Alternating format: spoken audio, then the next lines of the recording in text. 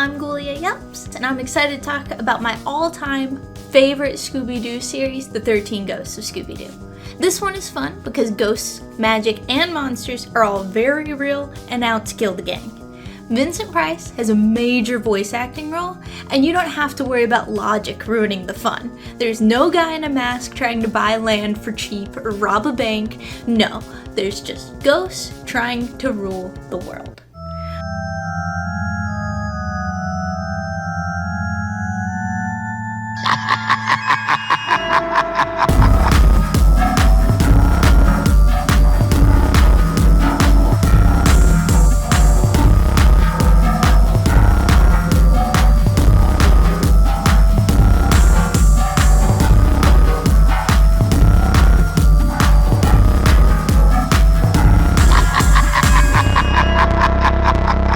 Every episode starts with Vincent van Ghoul, voiced by Vincent Price, saying a little rhyme about what is to come in the episode, which is a really fun, creative, and a kind of campy way to give the episode some setup without giving an unnecessary amount of details.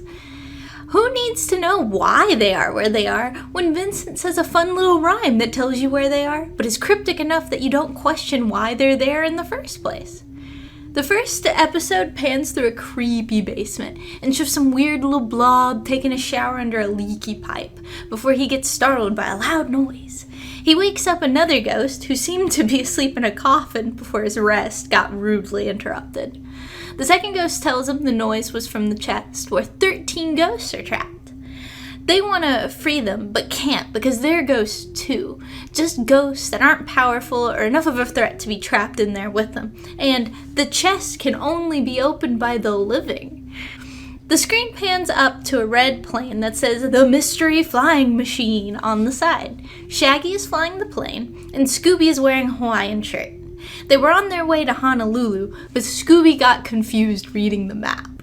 You know, 'cause he's a dog, and instead directed them to the Himalayan mountains. Now, let's take a second to look at a few of the key differences from the original show before we go any further. The most notable difference, besides the plane, is that Fred and Velma aren't on the plane. On the plane, we have Daphne in a purple jumpsuit, my personal favorite of her canon outfits. Shaggy in a red shirt. I know, I'm surprised too, since that's the literal opposite of his usual outfit. Scooby, he's a dog, so there isn't anything different. And Scrappy. I know, me personally, having to watch anything with Scrappy-Doo makes me want to claw out my own eardrums, but honestly, this is the least annoying incarnation of Scrappy I've ever experienced. Honestly, he's almost lovable. As they are flying, the ghosts use some, and I quote, black magic to make the gas cap. Didn't know planes had those just chilling on the outside of the plane disappear, and the gas begins leaking out all over the mountainside. We're not going to even think about the environmental ramifications of this. It's a cartoon. Who needs logic? As the plane begins going into a nosedive, the scariest picture of Scooby to ever exist is given to us. As Scooby panickedly chews on Shaggy's hair, I mean seriously, he looks like some kind of monster. It's horrifying. Why are his teeth as big as Shaggy's ear? Now Shaggy has a mohawk for a single frame, and they are crashing into the mountains. Scooby and Shaggy go to jump ship and release their parachutes within the frame. Scooby's parachute is shaped like a giant duck, which is fun, I guess. To be entirely honest, I'm not sure why it's shaped like a duck, but whatever. And both of their parachutes get tangled around the tail of the plane. While the boys are panicking, Scrappy and Daphne begin putting down the landing gear and prepping for an emergency landing. The camera then pans to a town where villagers are chasing a little boy running with a cart of bottles down the street. The boy introduces himself as Flim Flam. Yeah, Flim Flam. Why? I love the name, don't get me wrong, but come on. We can do something with this. Okay, anyways. And says that he's going to turn the town's luck around. He then begins telling them about the bottles in his cart that he says are filled with lots of luck, joy juice. It's a lucky charm in a bottle. Lots of luck removes all unwanted curses, jinxes, and evil spells. It's also a great rocket fuel and a darn good dandruff removal. Ugh. The mayor is unimpressed and still wants him to leave, but before he can say anything else, the mystery flying machine begins crashing down Main Street, seemingly proving Flim Flam's claims of bad luck. He grabs onto the foot of Scooby's duck parachute to escape the predicament he was in, saying, and I quote, "So long, sports fans." They crash land outside of some giant building, and Flim Flam turns a bottle of lots of luck joy juice into some flowers and offers to call a travel agent to help the gang get to Hawaii. Before he can make the call, though, they all get arrested for crashing in a no crashing zone. Feels made up, but okay. And aiding and abetting a fugitive. Again, Flim Flam. The ghosts pull their plane inside the large spooky building to somehow get the gang to open the chest. While they're doing that, the gang is in a courtroom where the judge tells them to get out of town before sunset, with or without their plane. They all run out and find that their plane was dragged inside the temple, which is locked, much to the upset of the tall ghost. Flim Flam says he has a friend that's a mystic who knows all about the town and surely knows a way into the temple. In the back room of what seems to be a pub is Vincent van Ghoul, who's cooking supper in a cauldron. Flim Flam introduces himself to him. Odd that Vincent didn't immediately recognize his friend, but I'll get into that later. Vincent stares into his crystal ball and tells them that they can't go inside the temple to get their plane because evil spirits live there who would curse the town so that they turn into werewolves when the moon rises at night. Now, the townspeople aren't willing to let them leave because they know about the curse and instead offer them refreshments. As they sit at a table, surrounded by people about to turn into werewolves, they watch Ghoulio, the singing sensation, sing, "To all the ghouls I've loved before." Yes. Just yes. My first instinct is to say, oh, that's not a vampire. Vampires aren't real. But since the town is infested with real werewolves, I'm inclined to believe Ghoulio is in fact a vampire, not just a guy dressed up in a vampire costume. Now here's one of my few issues with this show. Daphne drinks one of the beverages they were offered and is told that it's freshly squeezed wolf bane. Now, just judging by the name, you would assume that this would protect her in some way from the werewolves since she just drank something that tells you in the name that it's the bane of wolves, right? Wrong. Scrappy then tells us that that's the stuff that turns people into werewolves. Like, why would that turn her into a werewolf? Not only that, but why would the curse extend to her? She doesn't live in that town, and the curse was laid on the town people. Not only that, I'm saying that a lot, not only that, but wolfsbane is another word for aconite, a seriously poisonous plant that if ingested will kill you fairly quickly. So not only is Daphne a werewolf, but she's dead.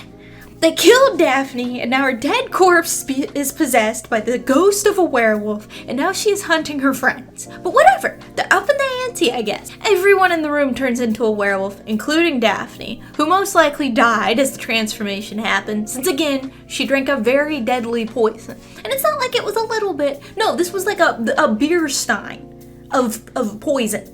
So now Shaggy is the only non-canine in the pub. He pleads with Daphne to stop, offering her help and a manicure before crashing the door down and running outside. Scrappy and Flim Flam then offer them an escape into the sewers, and Scooby, Shaggy, and a werewolf Daphne jump in.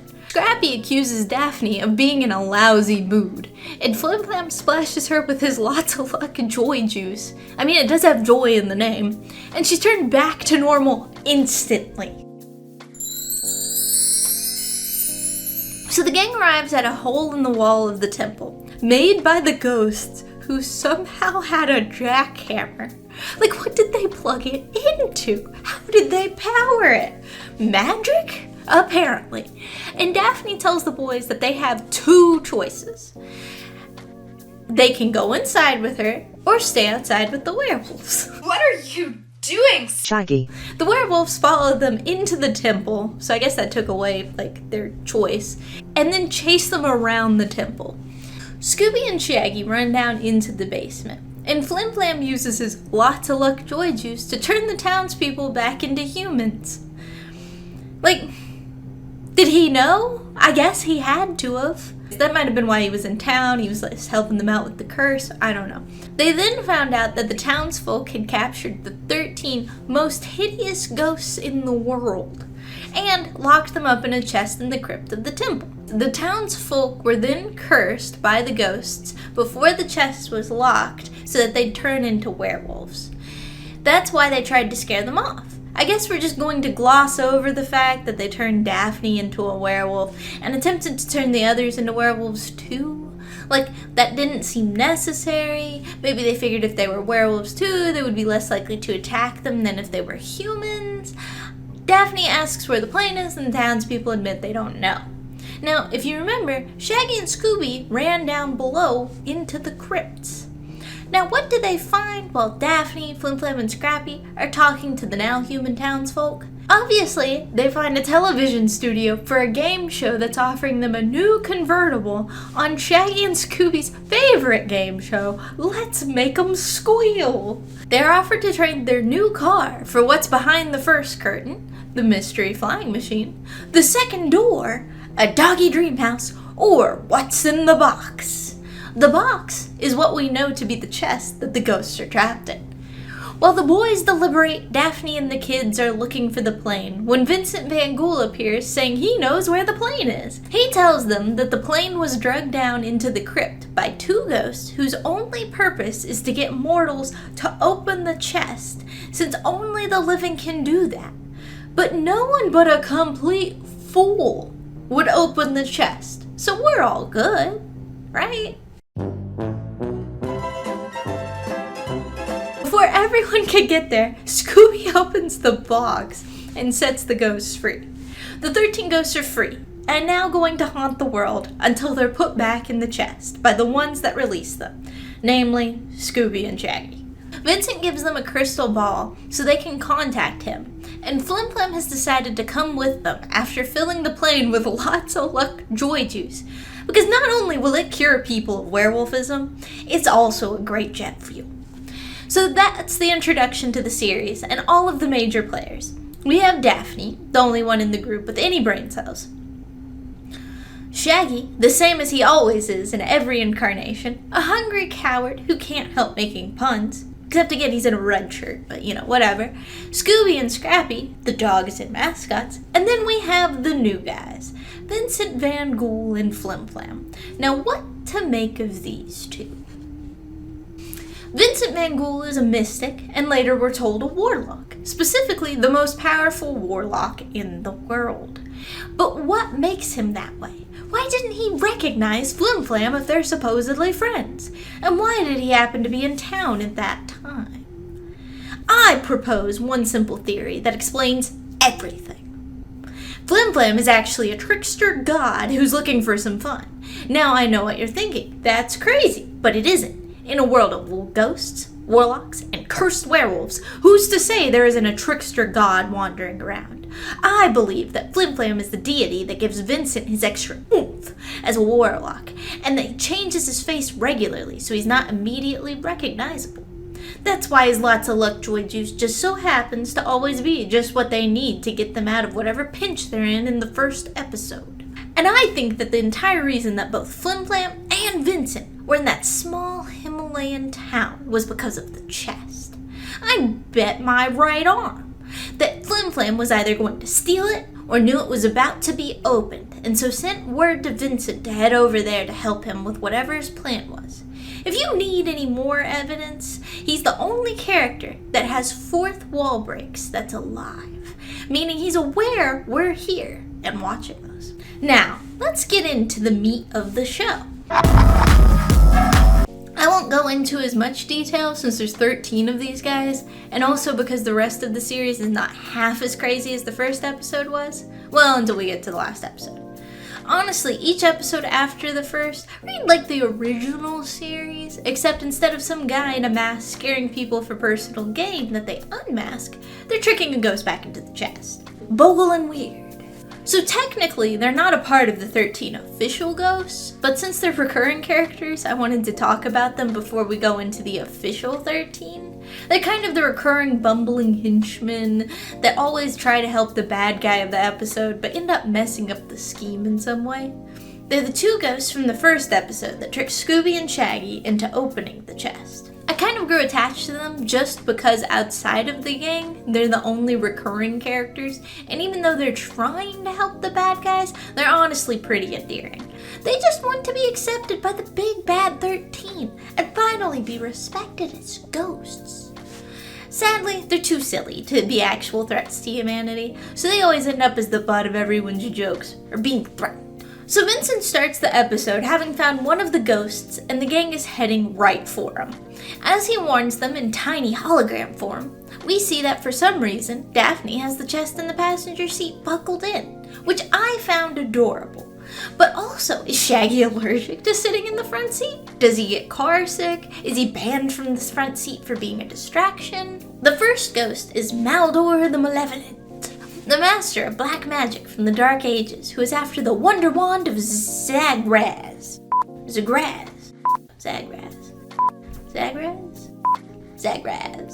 It's a spoon.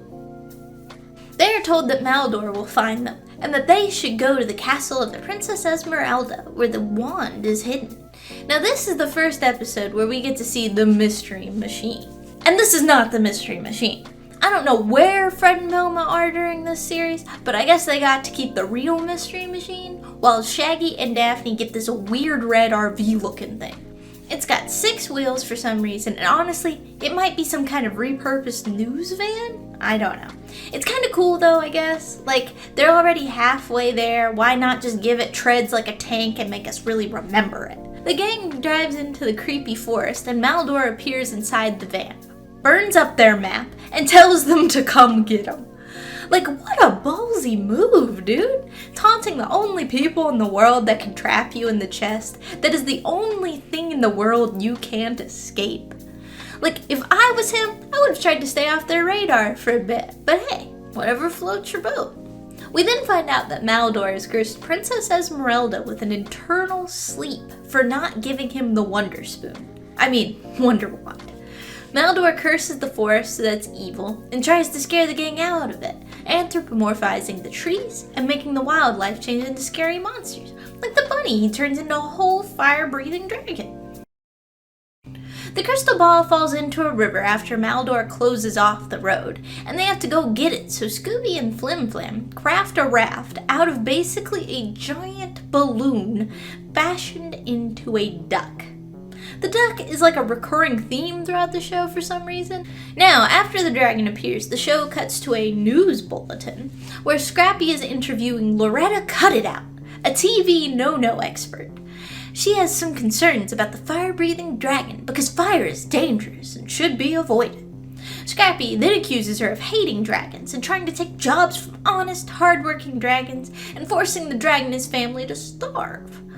She cries and apologizes because she didn't realize that what she was asking would cause problems for the dragon, and Scrappy tells her he hopes she'll think twice before telling them to cut it out.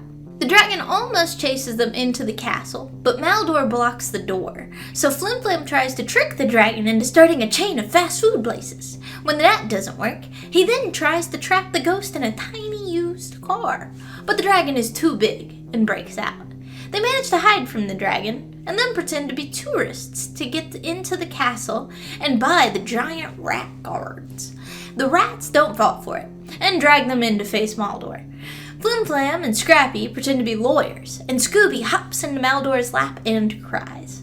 Maldor lets him sit there for a weirdly long amount of time before finally dumping Scooby on the floor and locking everyone up in the dungeons. In the dungeons, they find Zagraz the wizard, who lost his wand, Seaspoon, and tells them that if Maldor gets the wand, he'll be able to destroy the world. He then tells them that there's no way out of the dungeon.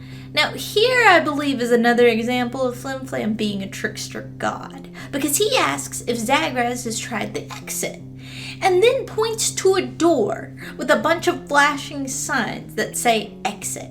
I believe Flim Flam created this door, because what other answer could there be for the wizard not escaping? What? He just didn't notice? Cartoon logic? Unlikely. Flim Flam is a trickster god. That's the only answer. Everyone escapes through the door and falls down a bunch of slides. Scrappy and Flim Flam land on the rat guards, who are taking a nap. Scooby and Shaggy land in the kitchen, obviously. And Daphne lands in a bed where Maldor traps her and puts her into an eternal sleep, just like Princess Esmeralda, and in the same room as her.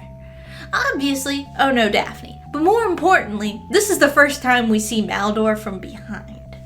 His horns grow through his head and out the back of his neck. How is he able to sit on any chair with a back, let alone a stone throne? This man has brain damage. I guess that must have been what killed him during the Middle Ages, since he's a ghost now and can't be alive. But still, this is insane. They're right through. So Scooby and Shaggy are making a soup in the kitchen. Obviously, what else would they be doing? Looking for their friends? Trying to find the Wonder Wand? Yeah, right. And when Shaggy tells Scooby to stir the soup, Scooby pulls out the Wonder Wand without realizing. He uses it to stir the soup, and animals start jumping out when his back is turned. When Scooby drinks the soup from the spoon, his head shifts into an ostrich, then a moose, then a toucan, before going back to normal. Then an elephant comes out of the cauldron, and they both get scared and run out.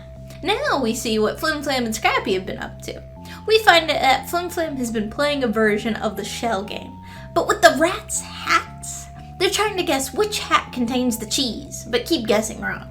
When they guess wrong the second time, Scrappy appears with 2 pies that they throw into the rats' faces before escaping. Where did they get the pies? All of the boys crash into each other and then find that Maldor has put Daphne to sleep.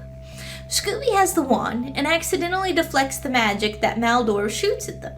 When Maldor can't convince Scooby to give him the wand, he tries to kill him. But Scooby turns the forest back to normal and gives himself wizard robes. The guys, in the meantime, are trying to wake up Daphne, and Scooby turns the dragon back into a bunny, which is honestly pretty cruel. This bunny goes from minding his own business to a dragon that no one can hurt and is able to do whatever it wants back to a defenseless bunny. The psychological damage that this rabbit has taken is insane. Maldor turns giant, and Scooby turns himself into a fly to hide, so Maldor turns into a frog and chases Scooby. Flim Flam then traps Maldor in the chest, and Scrappy turns Scooby back to normal. Daphne and Princess Esmeralda are still asleep, and they're told that they can only be awoken by the kiss of a great Danish prince. But where will they find a great Danish prince? Scooby shows up dressed like the prince from Sleeping Beauty and licks both of them. What the dog doing? And they wake up. But it turns out that Princess Esmeralda is also a Great Dane that can talk like Scooby, I guess? Maybe she's just really ugly, I don't know. And so she chases him over the hills because he thinks she's ugly. I don't know, it's a cartoon, shut up. The more important question I'm sure you're asking is, does Scooby only feel attraction for human women? And the answer to that is no. He just doesn't like other Great Danes that look like him. In tons of episodes throughout the different versions of Scooby-Doo, he's been attracted to tons of different dogs, but none of them are ever brown Great Danes. I think Scooby might have some self-esteem issues, the poor guy, and the princess could have passed for his sister, so maybe that was weird for him. I'm not 100% sure. So this episode starts with Vincent's crystal ball being knocked to the floor and cracked by some kind of shadow demon, while the gang is walking into a coal mine because Scrappy picked up something on his specter detector. Scrappy says that the mine is filled with ectoplasm. Flim Flam pipes up and says that that's what ghosts are made of. And Daphne says that some ghosts are simply made of shadows. And wouldn't you know it, the shadow demon that broke Vincent's crystal ball just so happened to be hiding in Scooby's shadow. They chase the ghost onto a rope bridge that he then breaks, and then he steals the chest. They ride in a mine cart through the mines, and in another show of Flim Flam's powers, there's a hole in the tracks. Now he didn't make the hole, his powers come in next.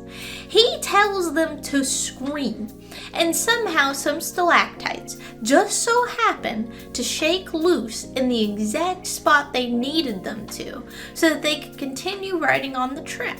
Convenient, right? That none of them happen to fall on the gang or somewhere that wouldn't be useful. They survive and realize the chest of demons is missing. No one wants to tell Vincent about the loss because they're scared of him and play a game of hot potato with the crystal ball. Flim Flam finally decides to do it, and as they predicted, old Vince is not happy. He tells them to get the chest back tonight before the ghosts are able to destroy it, because it just so happens to be the night that the powers of darkness are at their strongest ever. They have to go to Befuddle Manor at the foot of Bald Mountain where the ghosts are celebrating and get it back fast. He's cut off before he can warn them that no one leaves Befuddle Manor alive because the insides are a maze. Flim Flam then releases rats into the manor so that they can pose as exterminators to get the chest back. Inside is an old lady and her pet Griswold, who is a giant spider dressed in a top hat and bow tie. The old lady then turns into an Elvira-looking vampire and says they won't get out alive. They then chase the shadow demon all throughout the house and get split up. Daphne, Scrappy, and Flim Flam get trapped and try to contact Vincent, who decided to fly there to help on a magic carpet, since the crystal ball is broken. Scooby, Shaggy, and the shadow demon end up on a stage in front of a bunch of monsters and manage to reform their way out of that sticky situation. At least until Daphne, Flim Flam, and Scrappy escape the room, and Morbidia shows up and tells them they're trapped in the house with the monsters for eternity. She says that before she kills them, they have to tell her where the chest of demons is. That leads to everyone being confused, because they assumed she sent the shadow demon, but she didn't know what they were talking about. She then locks them up in jail in the basement, and Griswold chases them. The shadow demon then helps them escape through a crevice that Griswold is too big to fit through and into the maze. They then meet Byron Befuddle, the rightful owner of Befuddle Hall, whose shadow came to life after Queen Morbidia let her magic loose in his house. He needs help getting Queen Morbidia to leave, so his shadow stole the chest of demons to lead them there. He leads the gang to Queen Morbidia's bedchamber, while Griswold chases them. Byron had hidden it there because she'd never look in her own closet, but they're found out too soon and get chased all around the mansion until they're finally in the tallest tower, where Vincent picks them up on his magic carpet. But the carpet couldn't handle their weight, and they crash into a tree. So, now they're trapped on a cliffside. How are they going to get out of this? That's right, they filibuster. So they filibuster until sunrise. If they manage, the monsters will lose their powers. After singing a song that ends with Scooby holding the last note until sunrise, Morbidia turns to dust and Flim Flam sweeps her into the chest.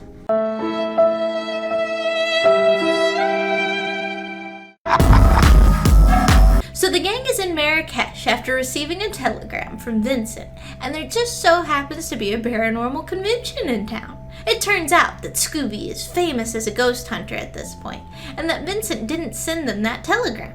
Who did? Why, our good friends that we haven't seen since the first episode, Bogle and Weird, of course. They're working for the evil ghost of this episode. So while the maids are cleaning the room, the gang goes to explore the paranormal convention. What they don't know is that one of the maids cleaning their room is getting sucked into the evil mirror that Bogle and Weird set up. While at the convention, Scooby-Doo runs into a fan who wants his autograph. Vincent calls them using a crystal ball at the fan's stall to warn them that he hadn't sent them a telegram, and in fact an evil ghost had lured them there. To defeat the ghost, they will need to find the amulet of Ishkabibble. The gang gets chased out of the convention after they destroy the place because Scooby got sucked into the vacuum spook. When they get to their room, the concierge and the maid that didn't get sucked into the mirror accuse them of kidnapping the first maid, and they're going to be held until the police arrive. So obviously, Flim Flam and Scrappy pose as detectives so that everyone can escape and avoid being arrested. So the gang realizes that the evil spirit Vincent was telling them about is probably the one that kidnapped the maid. So the gang goes hunting at the local bazaar for the amulet of Ishkabibble.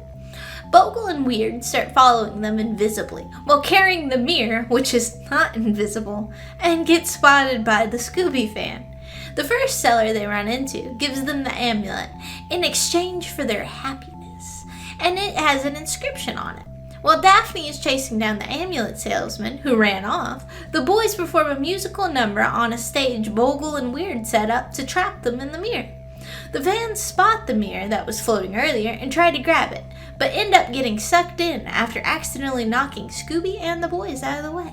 So now we have 3 people trapped in the mirror that have no relation to the Scooby Gang, and the Scooby Gang has to go back to their room to get the vacuum spook, but get caught by the concierge who knows he was tricked the first time.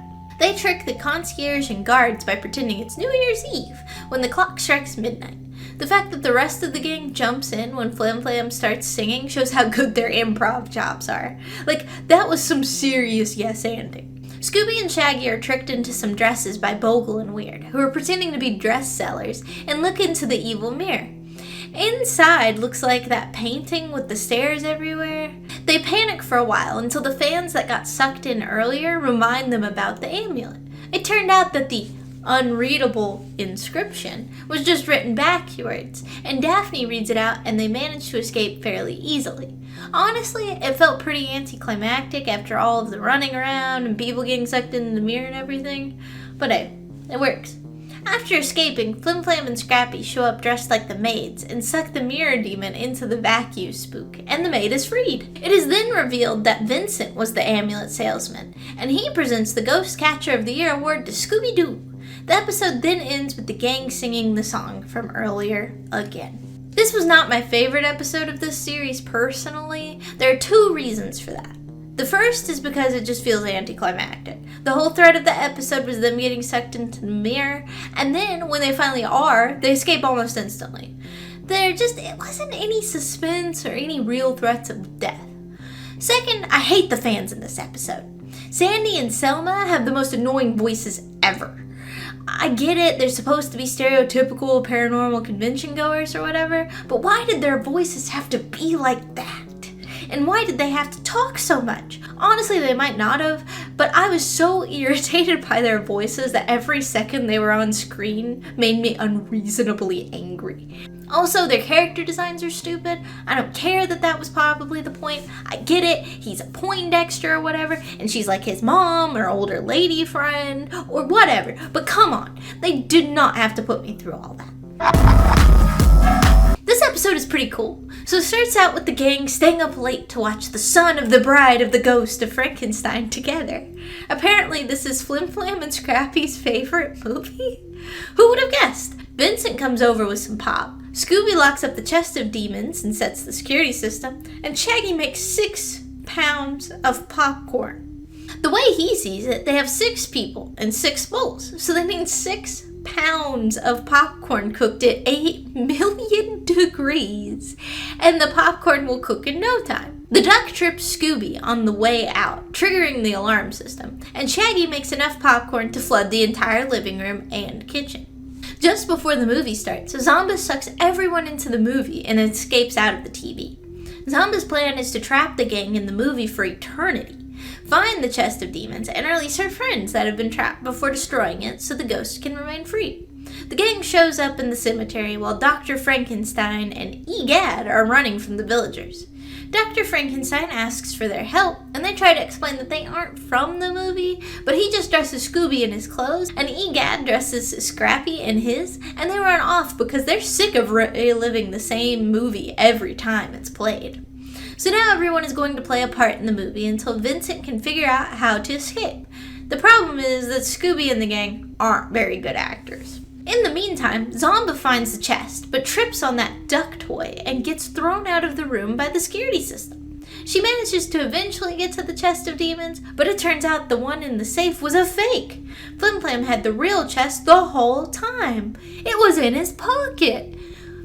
Why? How does he fit a chest in his pocket? Now Zomba is chasing Vincent and Flim Flam through the castle trying to get the chest, while Scooby tries to bring the monster to life.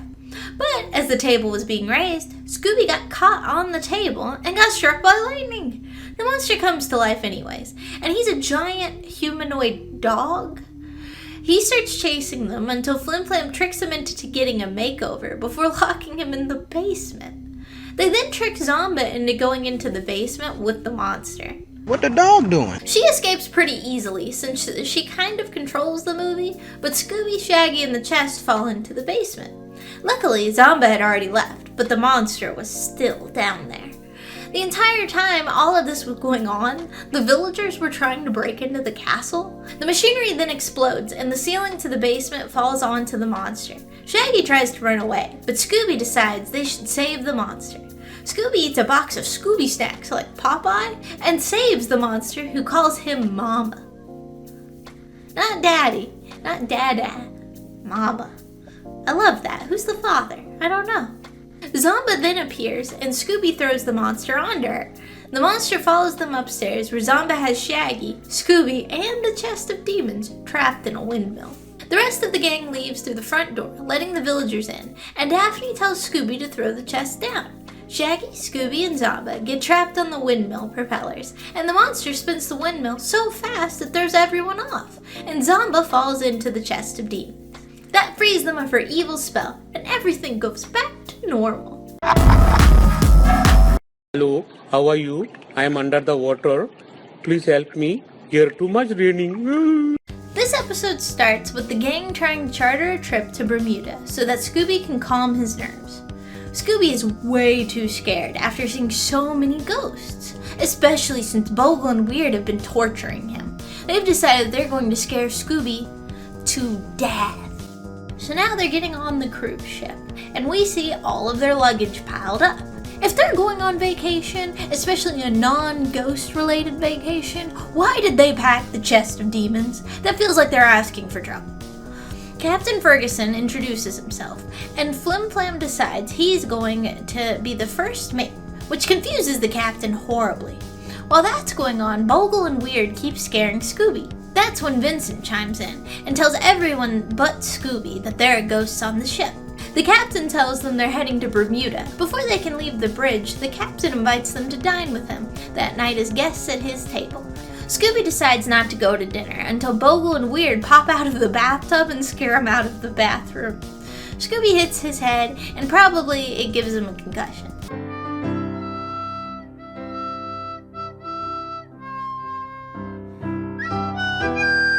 So Flim Flam decides that's the perfect opportunity to hypnotize Scooby so that he laughs when he's scared instead of being scared. That way he stays calm. Personally, that feels wrong to me. Like, the poor dog has been scared so much he's on the verge of a heart attack. Gives himself a pretty severe concussion, judging by the fact he isn't responding to them talking to him. And so they decide to hypnotize him. That's not right. But I suppose it's a good thing Scooby can't be scared anymore because Vincent makes a discovery. 70 degrees west and 27 degrees north isn't where Bermuda is. It's where the Bermuda Triangle is. Oh no! They go to dinner and find out that this isn't a normal cruise. It's a ghost cruise, and they're going to relive the ghost final cruise. The captain is their travel agent and a ghost, as are all the people on the ship. The ship at this revelation turns into a classic ghost ship, and the gang starts getting chased around. They lie to Scooby so that he doesn't get freaked out, and Flim Flam hides him in the magic box. They call Vincent, and he tells them they're on the way to the Bermuda Triangle, and once it gets there, the demon chest will bust open and all the ghosts will be freed again.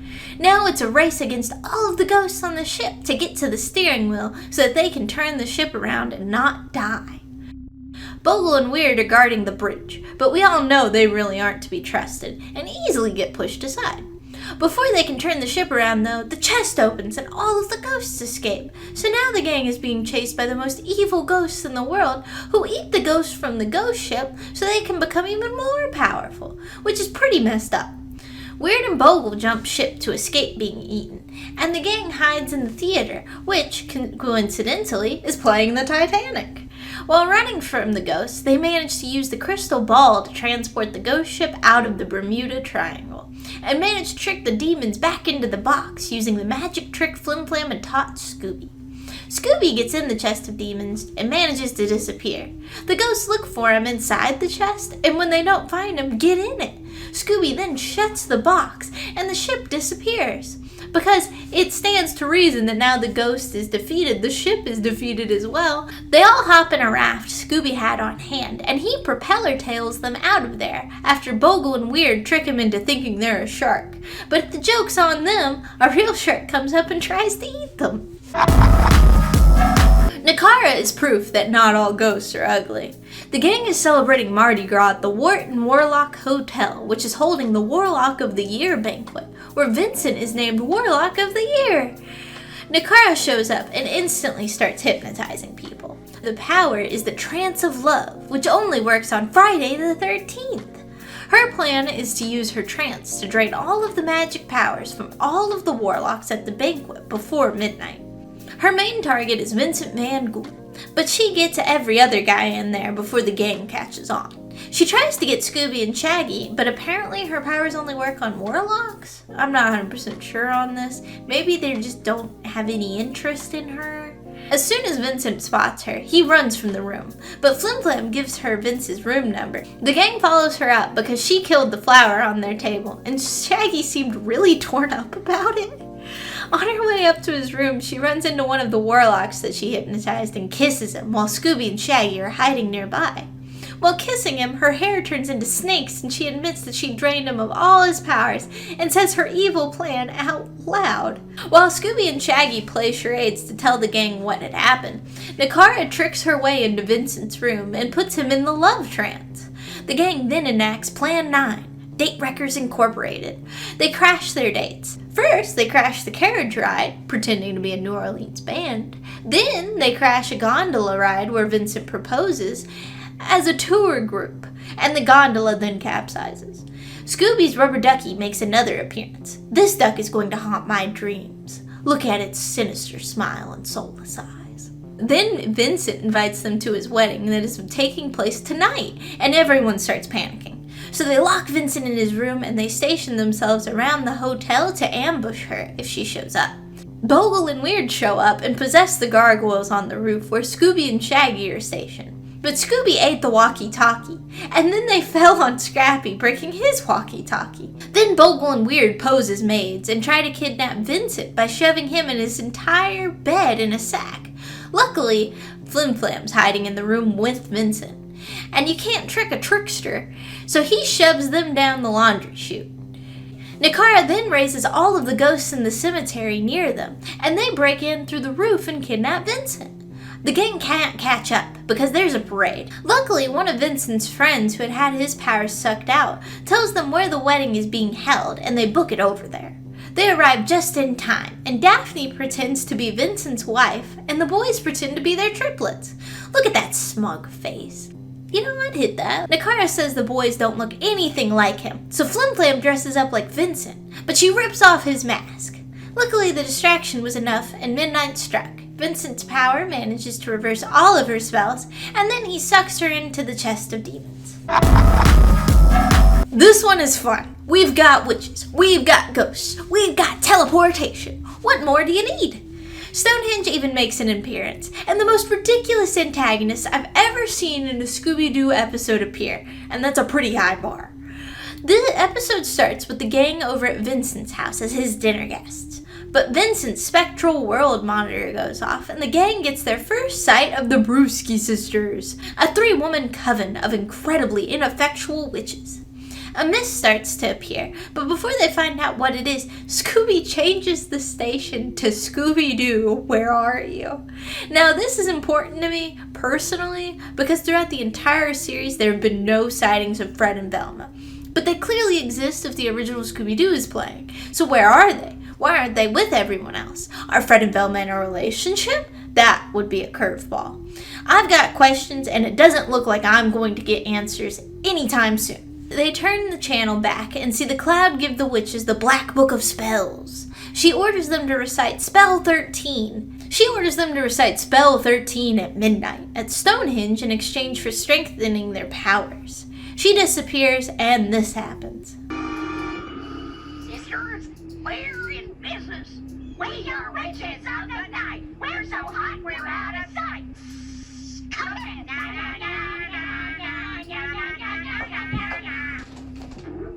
Vincent tells the gang that they have to go get the book away from those witches, while Vincent hunts down the evil mist in the evil zone. So much evil. The gang finds the witch's house fairly easily and poses door-to-door salesmen. The witches have most of the ingredients they need, but they don't have the golden cobra rattle from the Pharaoh's tomb or any Paris sewer water. They're out of the Paris sewer water because the blonde one drank all of it because she was thirsty. So they'll have to go find the last two ingredients.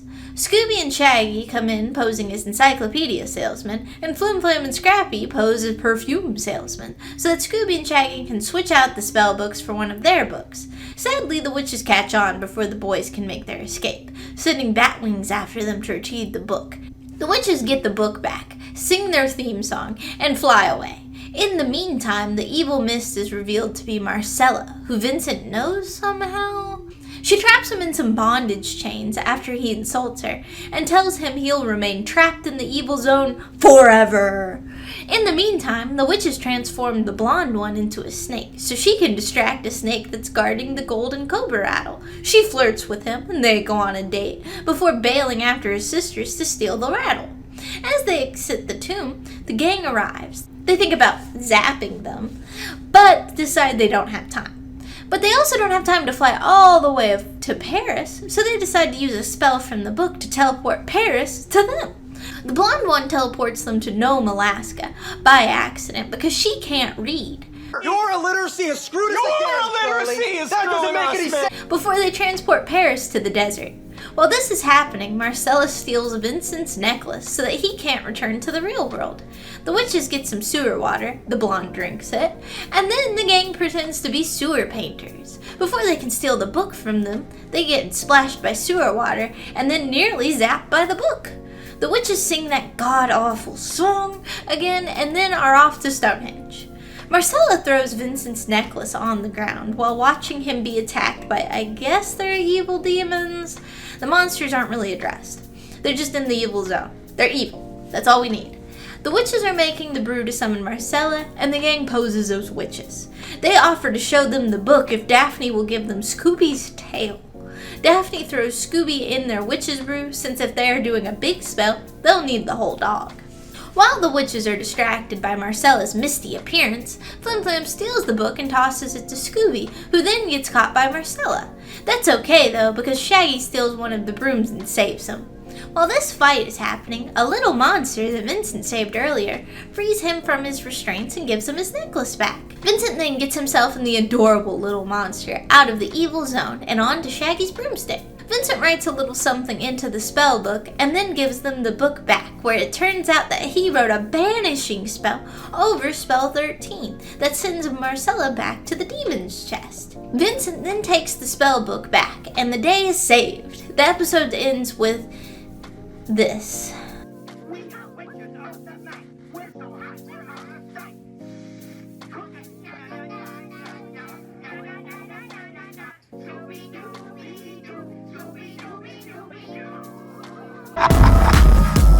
This is honestly the most confusing episode of this series. The episode is titled It's a Wonderful Scoop, which I think tells you everything you need to know about the episode. Basically, Scooby decides it's not worth fighting this guy that can control time and quits the team, because he's tired of being scared all of the time. Everyone begs him to come back, but he refuses and moves back in with his parents. Vincent eventually convinces Scooby to rejoin the gang by taking him into the future if Time Slime is allowed to be free. Daphne is a slave that cleans Time Slime's castle, Scrappy and Flim Flam are a part of a teen motorcycle gang that worships Time Slime, and Shaggy went crazy waiting for Scooby to come back. Scooby goes back to the moment before Time Slime is able to take power and locks him in the chest, saving his friends. I hate this episode. I hate this episode so much. This ghost rules. Like, his plan doesn't make a whole lot of sense, but it's still cool. The episode starts with Bogle and Weird at a newspaper printing factory printing comics. This ghost pours a mysteriously shaped bottle. This is an accurate glass rendering of a human skull. After he pours the ink Vodka. into the printing press, he fills a pin with cosmic ink, so that it's the only way out of the comic page in the special newspaper. The obvious question is, why did we do this? Bogle and Weird deliver the special newspaper to Scooby and the gang's house, where Vincent van Ghoul is staying while his castle gets, and I quote, re-cobwebbed. Scooby brings Vincent the newspaper and begs for the comic section. Scooby's hero is Platypus Duck, but before he could read his strip, Demondo appears in their home and sucks them into the funny pages using a tornado made from the cosmic ink in the pen I mentioned earlier. Scooby manages to grab the pen from Demondo while they were being sucked into the comics, but drops it before they can land. Now it's a race through the funny pages to find the magic pen and escape. After landing, they're introduced to Scooby's hero, Platypus Duck. Platypus Duck. My hero. Howdy, folks. What's the good word? I've got a beak, but I'm not a bird. I'm a mixed-up mammal and a crazy cluck. Quack, quack, quack. I'm Platypus Duck. Demondo thinks Scooby still has the pin, but it fell in a different strip. They drop through the trapdoor between strips to find the wacky wizard. During all of this, Bogle and Weird are going to take the newspaper they dropped off from Scooby's house and drop it off at the newspaper recycling place so that they won't be a problem anymore. What Bogle and Weird didn't count on is that Vincent is still in the house, and he doesn't realize that the gang is missing, and he's bored. Bogle manages to drop all of the newspaper pages in front of a fan, and it gets blown up into Vincent's room and under his bed while he's taking a nap. Back to the gang, they land in the same comic as Demondo, and he captures them. Scooby then reveals that he doesn't have the pin. Up until that moment, the gang didn't realize that the pin was important, so now they're going to be on the lookout for it. Platypus Duck helps them escape Demondo's clutches, and they make it to the Wacky Wizard's comic strip. While that's happening, Bogle disguises himself as Daphne, and Weird disguises himself as Shaggy, so that they can search Vincent's room for the comic pages that fell under his bed. Demondo is catching up to them, so the Wacky Wizard casts one more spell and reveals that the pin is in the missing Link comic strip, but Demondo overhears and dives out to go get it. The Wacky Wizard sends the gang and Platypus Duck to the missing Link comic strip so they can get the pin before Demondo. Scooby finds it and immediately drops and breaks it after tripping over a rock.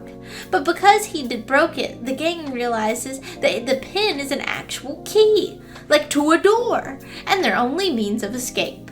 Demondo swipes the key pin and runs off to escape through the door first, which doesn't make much sense. He leads them directly to the door. Like, if I were him, I would have tried to trick them or at least lose them before I went to the only means of escape that they didn't know where it was located. Like, I'm just saying. But before Demondo can make it to the door, he's captured by the lousy lizard who was trying to catch Platypus Duck so that he could eat him.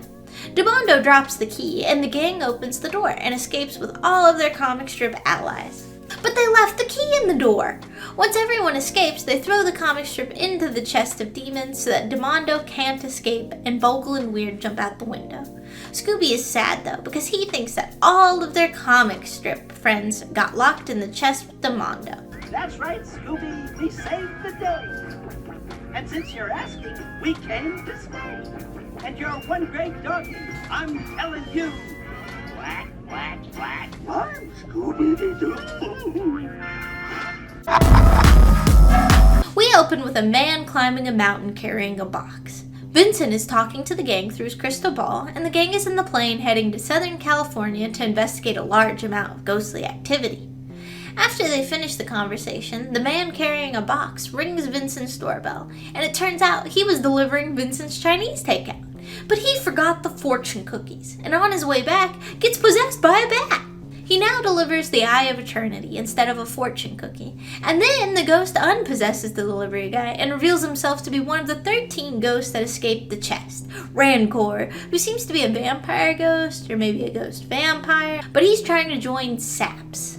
Bogle and Weird are also trying to join SAPS by ruining the Pico Rivera Rose Petal Parade by turning the flowers into monsters. Before they can spray the flowers, though, the gang arrives at the hangar the parade floats and Bogle and Weird are in. They manage to spray some flowers on accident, and now there's a monster-potted plant chasing the gang. 2 FBI agents, questionable, but okay, appear and try to arrest the gang for flower napping, but get tickled too much by the monster flower, so the gang has time to escape. Vince then calls the gang through the crystal ball and tells them that if they don't find a cure, he'll turn to stone in less than 24 hours. Bogle and Weird failed their initiation, but they have a new idea of how to get in. They trick the gang into letting them help find the Mask of Muma, which is on the East Coast in a museum. They tell the gang they're trying to get revenge on Saps, but they don't really mean it. They just want to steal the chest of demons. But Saps heard them, and now want Rancor to destroy not only the gang, but also Bogle and Weird. Flim Flam doesn't trust them, so he handcuffs Bogle and Weird to Scooby and Shaggy, and now the gang is stranded, wanted criminals, and their van has been towed. Luckily, Flim Flam has his own travel agency and takes them to the Fly-By-Night travel agency. Rancor possesses a truck and tries to run them all over.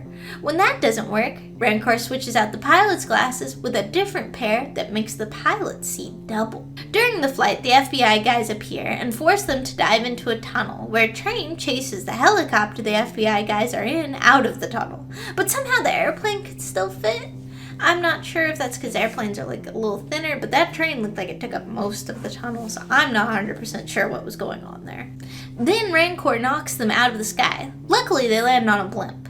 They manage to make it to the Salem Witch Museum and find the mask. And because they make it to the mask, they release Bogle and Weird, who waste no time stealing the chest of demons and the crystal ball so that Vincent can't look at the mask.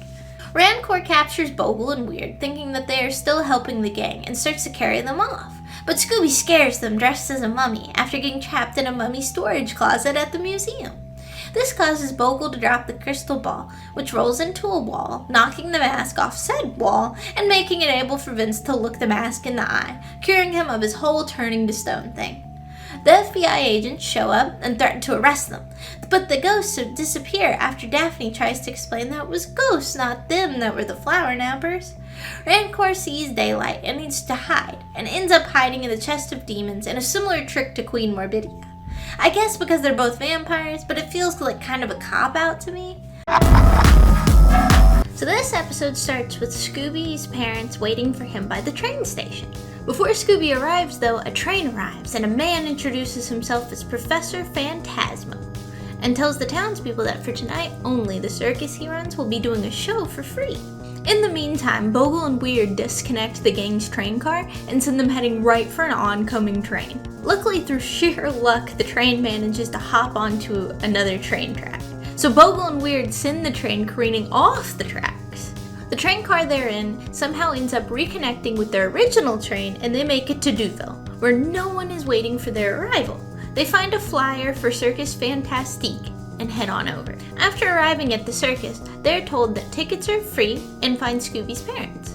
While the adults are catching up, Flim Flam and Scrappy are being shown around the circus by Phantasmo, who tells them that circus life is the most exciting. Flim Flam says that ghost chasing is pretty exciting, and Phantasmo laughs, saying he doesn't believe in ghosts. Flim Flam and Scrappy then brag about the chest of demons to him. Do you see where this is going yet? So they find that the fun house is closed because the music doesn't play in there. And what fun would it be without calliope music? Bogle and Weird see that it's closed and put a sign that says free pizza on it, which instantly attracts Scooby and Shaggy. While inside, they manage to scare Bogle and Weird after a couple of masks land on their heads. Then they look out the window and see this. So it seems that the calliope music hypnotizes people into not seeing the monstrous nature of the circus. Instantly, Shaggy and Scooby grab everyone and bolt, trying to save their family and friends from danger. But Flim Flam got away and ran back to the circus. Not ominous at all. Flim Flam then signs a contract with the circus and dresses it up in a new outfit. Phantasmo then goes through Flim Flam's pockets but can't find the chest of demons. Phantasmo then runs into Bogle and Weird, where they make a deal to help him steal the chest of demons from Scooby's house. How do they do this? They attach balloons to Scooby's house and fly them back to the circus, obviously. Vincent warns them that the calliope music disguises his midway of monsters, and Flim Flam is under his spell, and they have until dawn to save him before he's stuck there forever. Scooby and Shaggy disguise themselves as clowns and find Scrappy. Scooby's parents are just enjoying the circus. I guess they didn't hear Vincent's warning, and Daphne and Flim Flam are being mind controlled.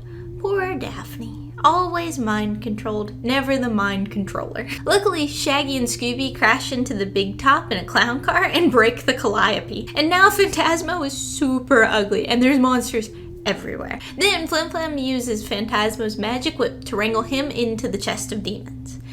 Where do the other monsters go? What do they do? That's not really addressed. This episode starts with the gang about to be on TV for an interview about being ghost hunters. Boris Creepoff is the host of this show. Scooby and Shaggy don't really want to go on the show, so they hide in a trash can. But Scrappy throws them out of the trash can and tells them they're planning on catching the next ghost on live TV using the vacuum spook. A nice little reference to episode 4 with the mirror ghost. Daphne bribes Scooby and Shaggy with Scooby snacks if they go on the show, but they can only have them after they are done on stage. Before they go on, the amazing Tallulah, who Scrappy lets us know writes the newspaper horoscopes, comes on. She predicts great danger for someone with the initials SD.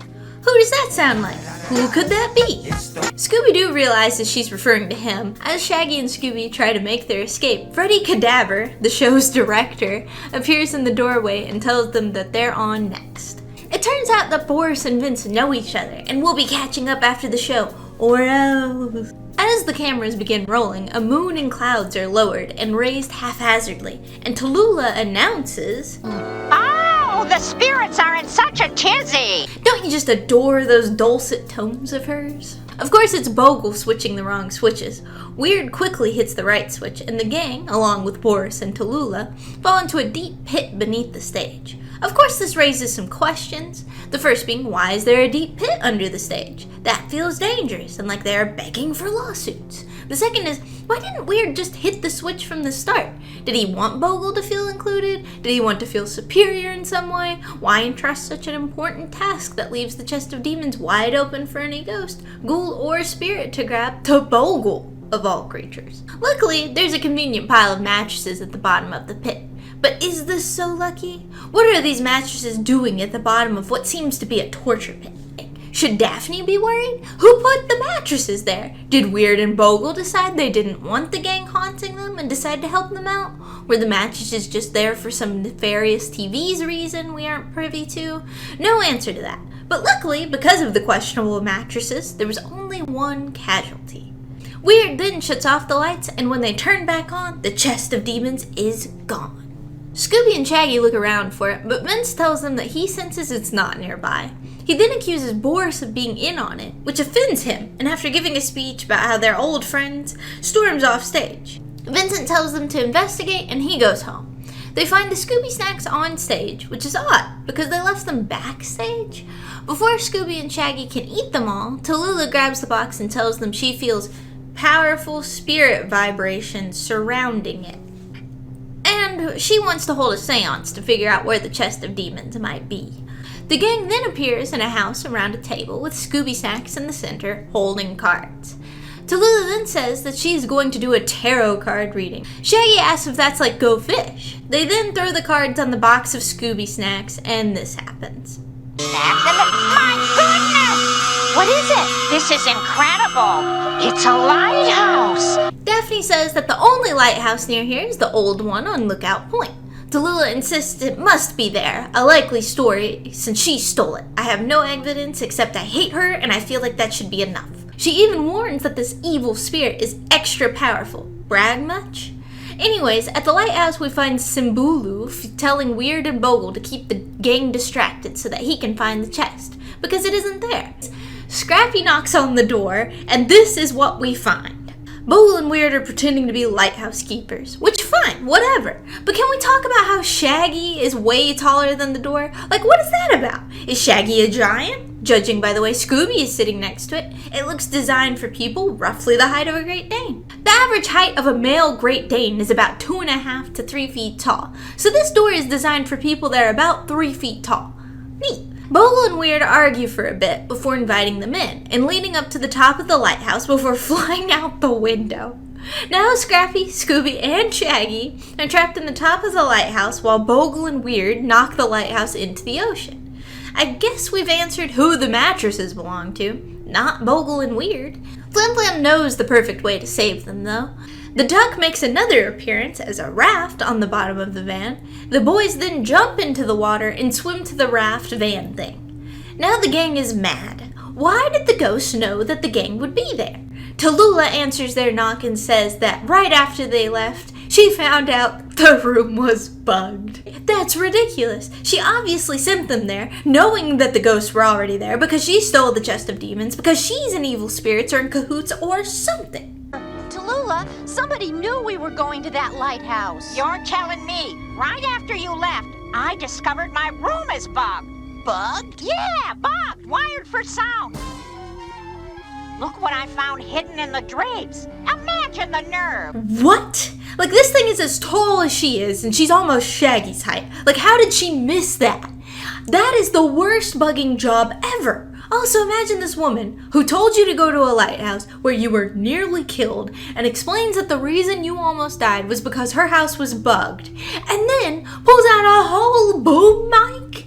Like, what? The nerve of this woman, and the gang just goes along with it. Like, dang, that's crazy. This must be super serious. If she isn't the one with the chest at the end, I'm going to lose my mind. I need her to be the one that stole the chest at this point. So now they're doing another seance, and in the midst, Vince appears in her crystal ball and tells them that the grand tome of the chest of demons was stolen from his house, and they're in grave danger. Now this is bad. Whoever stole that book now knows all of the secrets of the chest of demons. And guess what the biggest secret is? Whoever opens the chest of demons on the night of the winter solstice will gain all of the powers of the universe. Not the world, not the solar system, not even the galaxy, but the universe. Like, that's pretty high stakes right there. And the worst part is, tonight is the winter solstice. Now, if Vince knew this, why would he allow the chest of demons to be out in public on the winter solstice? I guess it slipped his mind, or he got too hasty, but come on, this kind of feels like amateur hour. I expected more from you, Vince. He then tells them to beware and disappears. She then tells them that the chest of demons is at the cemetery. Shaggy then tells Daphne he and Scoop will not be going. But she gives them some Scooby snacks, and they're like, okay, cool, let's go. At the cemetery, Simbulu and the gruesome twosome are talking. Weird and Bogle then tell them that they got some zombies to help keep the gang out of their way while they look for the chest. A zombie then spooks them, and Scooby and Shaggy run out of the crypt they were in and run into and then over Daphne. Daphne then tells them that there's no such thing as zombies before they are then chased by 3 of them. Like, seriously? Ghosts are real, but zombies are going too far? You were a werewolf a few months ago. What are you doing? Flim Flam tricks the zombies by dressing up as a tour director and starts leading them around the cemetery. Scooby and Shaggy then pretend to be peddlers, offering the zombies maps, cotton candy, balloons, popcorn, and peanuts. They then hand them all of their stuff and make a run for it while Daphne, Flim Flam, and Scrappy show them to her tour bus. I don't know where it came from. I'm going with Flim Flam's trickster god powers on this one. Or maybe he managed to steal a tour bus in that short time. I wouldn't put it past the little klepto. The zombies then get on the bus and the gang waves them off before it drives away.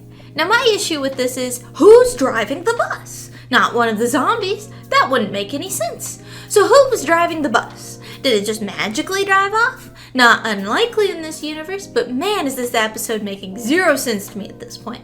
I'm officially turning my brain off from here on out and just going along for the ride.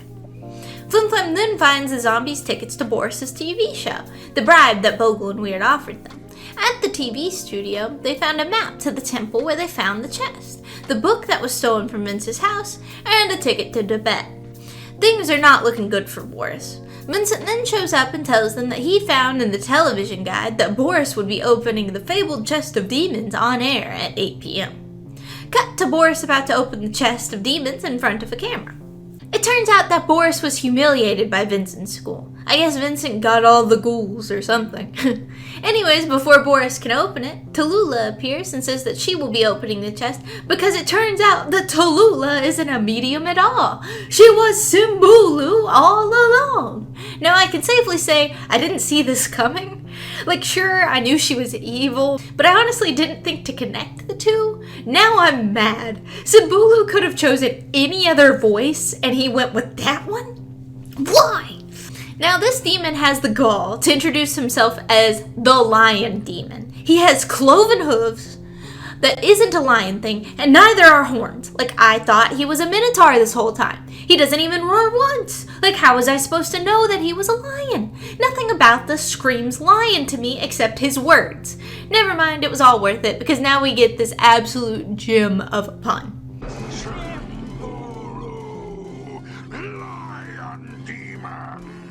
You're a lion demon, all right. Sabolo and Weird then grab Boris, and Simbulu opens the chest as Vincent shouts, "All is lost!"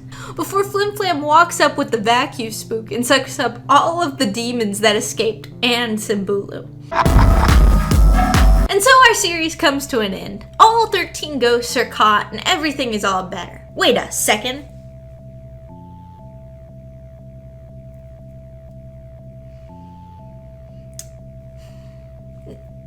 That was only 12 ghosts, right? Wait. How can this be the end of the series? There's still one more ghost out and about. Doesn't the gang have to go capture him or her before the world ends? No. That is not a concern at all. At least it isn't a concern for 34 years, because the final ghost doesn't get caught until 2019. That's right. They finally wrapped up this loose end in 2019. The show got canceled due to time restrictions, so the 13 ghosts just didn't get around to being caught until they made the Curse of the 13th Ghost movie. Hopefully it won't take me 34 years to track down the movie and make another video. So thanks for watching me ramble about one of my favorite incarnations of Scooby Doo. I hope you enjoyed watching this as much as I enjoyed making it. That's all for me. Have a spooky night, and don't let the ghosts get you.